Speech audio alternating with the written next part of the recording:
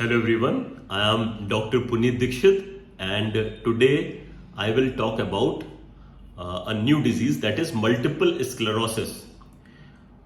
Actually, 29th May we celebrate MS Day or Multiple Sclerosis Day. So I want to aware you about this disease.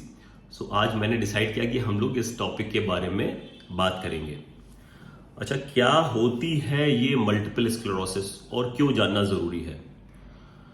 Actually multiple sclerosis में multiple scars बन जाते हैं. कहां बनते हैं? Central nervous system में. कैसे बनते हैं? हमारी अपना इम्यून सिस्टम डैमेज करता है. ऑप्टिक नर्व को, आंख से जो देखने वाली जो नस है ऑप्टिक नर्व, उसको डैमेज करता है, या ब्रेन को डैमेज करता है, ब्रेन स्टेम सेरेबेलम को डैमेज करता है, या स्पाइनल कॉर्ड, मेरुरज्जु है ना, स्पाइन, उसको डैमेज करता है. सो ये जो ऑटो रिएक्टिव सेल्स होती हैं, हमारी खुद की जो सेल्स जो कि हमारे लिए डिफेंसिव सिस्टम का काम कर रही थी, अब वो रिएक्ट कर रही हैं हमारी, या तो ऑप्टिक नर्व पे डैमेज किया. अगर ऑप्टिक नर्व पे डैमेज किया तो मरीज को अचानक से एक आंख में दर्द होगा और दिखना बंद हो जाएगा. हमारे पास बहुत मरीज आते हैं इससे कि अचानक से उनकी आंख से दिखना बंद हो जाता है. अब दर्द के साथ आंख से दिखना बंद हो गया तो वो कहीं पहले आंख वाले डॉक्टर के पास जाते हैं, और फिर जब उनको कहते हैं नहीं नहीं ये न्यूरो का केस है, तब फिर वो हमारे पास आते हैं. फिर हम उसको MRI करा करके क्लियर करते हैं, कई बार VP, OCT ये सब टेस्ट करा करके और डायग्नोसिस क्लियर करते हैं. क्योंकि मल्टीपल स्क्लेरोसिस एक ऐसी बीमारी जिसमें कि मल्टीपल एरिया इन्वॉल्व होते हैं ब्रेन के, मल्टीपल स्कार्स बनते हैं. आप जितना जल्दी अगर इसको क्लियर कर लें तो उतना पेशेंट डिसेबिलिटी से बचा रह जाता है, क्योंकि हर अटैक के बाद डिसेबिलिटी बढ़ती है.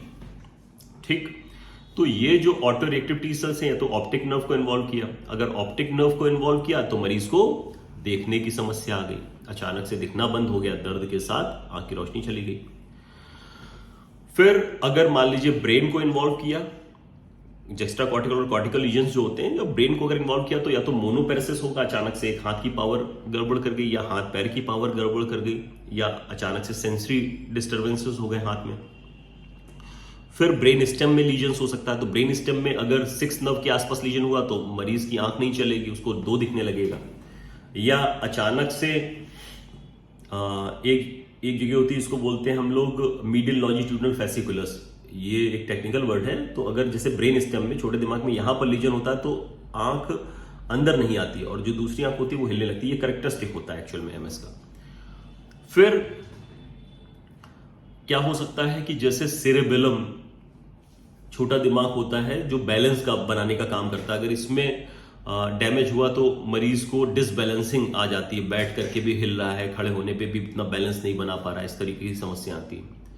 फिर स्पाइनल कॉर्ड, अगर स्पाइनल कॉर्ड में डैमेज आता है तो अचानक से पैरों की ताकत चली गई मरीज की. या टट्टी पेशाब में, अगर पार्शियल माइलाइटिस है तो हो सकता है केवल ब्लडर के फाइबर्स इन्वॉल्व हुए, पेशाब में प्रॉब्लम आने लगी, अचानक से उसको ह्यूमन ब्लडर या स्पास्टिक ब्लडर हो गया, या डिट्रूसर स्फिंक्टर डिसिनर्जिया की वजह से तो ब्लडर पेशाब में समस्याएं आने लगी, रिकरेंट UTI होने लगा एलिमेंट टाइप के ब्लडर में. तो इस तरीके का. फिर और क्या प्रेजेंटेशन हो सकता है? सेक्सुअल डिसफंक्शंस हो सकते हैं, जैसे मेल्स में इरेक्टाइल डिसफंक्शंस और फीमेल्स में loss of libido, loss of vaginal lubrications, है ना. तो इस तरीके की समस्याएं आती हैं.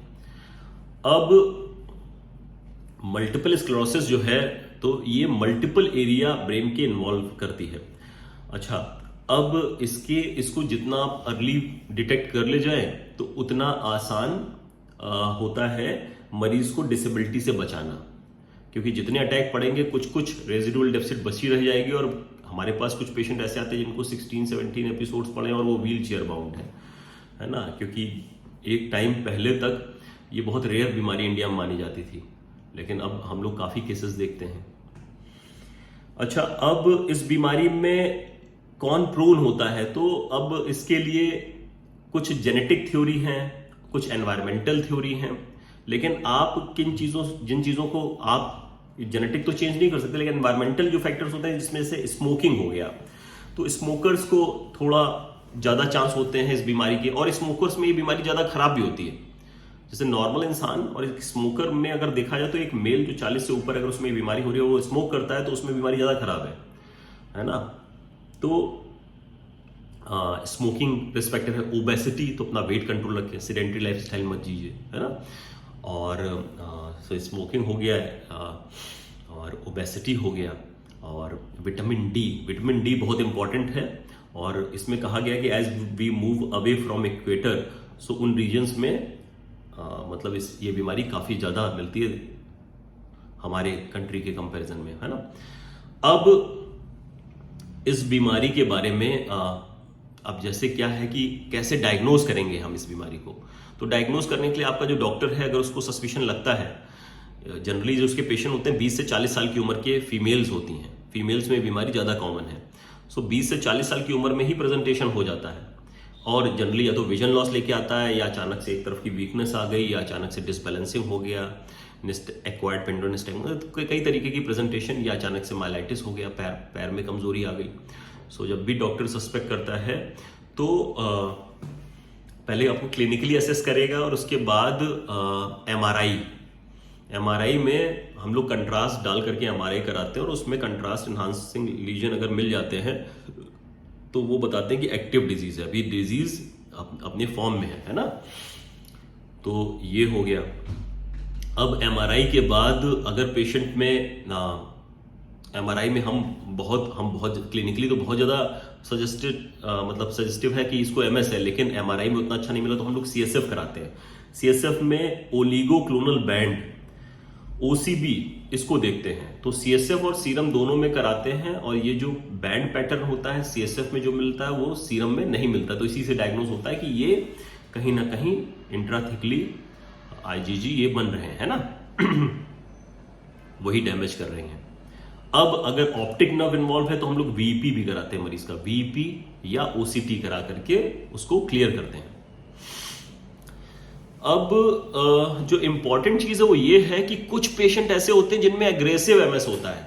नॉर्मली जैसे नॉर्मल जो मोस्ट कॉमन एमएस होता है रेमिटिंग रिलैप्सिंग, इसमें हम लोगों ने जैसे मरीज आया तो उसको एक्यूट ट्रीटमेंट दिया, पल्स थेरेपी, स्टेरॉइड की मेथाइलप्रेडनिसोलोन के लोग देते हैं, और पेशेंट इंप्रूव कर जाता है। बहुत बार बहुत जल्दी ही इंप्रूव कर जाता है। लेकिन कई बार ऐसा होता है कि पेशेंट में मतलब फिर आगे दोबारा डिजीज ना हो, इसके लिए हम लोग first line therapy, disease modifying treatment देते हैं। तो उसमें इंटरफेरॉन, बीटा 1B या एवोनेक्स, और ये ग्लेटिरामिड एसीटेट, हम लोग ये सब दवाएं देते हैं, टेरिफ्लुनामाइड, है ना। लेकिन दिक्कत की बात क्या है कि ये कई बार अगर हाई एग्रेसिव एमएस है या हाईली एक्टिव एमएस है, तो इन दवाओं के बावजूद, क्योंकि ये सेफ हैं, ग्लेटिरामिड प्रेगनेंसी में भी सेफ है और ठीक ठाक कॉस्टली भी होते हैं, ऐसा नहीं, लेकिन कई बार इसकी इन सब दवाओं के बावजूद मरीज में रिलैप्स हो जाता है। और अगर पता चला कि आपने डिजीज मॉडिफाइंग ट्रीटमेंट पे थे आप और आपको रिलैप्स हो रहा है, तब फिर हम आपको लेते हैं हाईली एक्टिव एमएस। और जो aggressive disease need aggressive treatment, extreme disease need extreme line treatment, तो उसमें फिर बड़ी रिस्की दवाएं भी हम लोगों को लेनी पड़ती हैं। जैसे इस एग्रेसिव एमएस के लिए डॉक्टर आपका जेसी वायरस, एक वायरस होता है, उसको पहले चेक करता है। अगर वो वायरस के इंडेक्स निगेटिव है तो आपको एक दवा टाइसेब्री या नेटेलिजुमैब, इसका ऑप्शन दिया जाता है। ये दवा मतलब एक तरीके का ब्रह्मास्त्र है, लेकिन अब जैसे ब्रह्मास्त्र होता है उसमें इतने साइड इफेक्ट, पूरा और भी साइड इफेक्ट रहते हैं, वैसे इसमें एक बहुत खतरनाक बीमारी, अगर जेसी वायरस इंडेक्स आपकी पॉजिटिव है तो बहुत खतरनाक बीमारी पैदा कर देता है। लेकिन ये एकदम ऐसी दवा है कि जो आपको कंट्रोल कर ही लेती है। तो हम लोग टाइसेब्री, हाँ, या अगर हमें लगता है कि नहीं इतना एक्सट्रीम नहीं जाना है, तो हम लोग जो टेक्फेड्रा या डाइमिथाइल फ्यूमरेट, इसको भी चूज कर लेते हैं। आजकल इंडिया में कुछ ट्रायल, एक रिटुक्सिमैब दवा है, उस पर भी हम लोग मतलब क्योंकि नेटेलिजुमैब जो है टाइसेब्री, एक तो कॉस्टली है, प्लस इसमें इतना ज़्यादा रिस्क फैक्टर है, तो हम लोग रिटुक्सिमैब को भी एक ऑप्शन में रखते हैं। इस तरीके से हम लोग मल्टीपल स्क्लेरोसिस के पेशेंट्स को ट्रीट करते हैं। इस डिजीज के बारे में हम इतना ही कहना चाहेंगे कि अगर आपको ये डिजीज है तो डॉक्टर जैसा आपको एडवाइस दे रहा है आपको उस हिसाब से चलना चाहिए। और अगर इवन आप इसको प्रिवेंट करना चाहते हो तो अपने अंदर विटामिन डी की कमी मत होने दें। विटामिन डी प्रॉपर लेते रहें और स्मोकिंग से बचें, ठीक है।